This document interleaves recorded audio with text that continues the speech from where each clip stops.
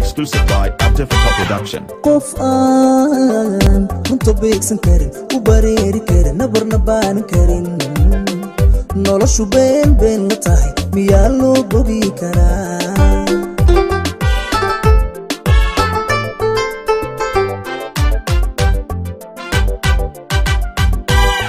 qof aan runta beegsan karin u bareeri karin nabarna baan karin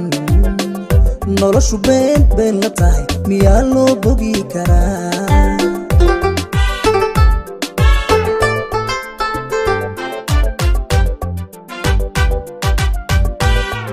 qof aan barbarkaaga jirin miyaa lala balan galaa qof aan barbarkaaga jirin miyaa balan lala galaa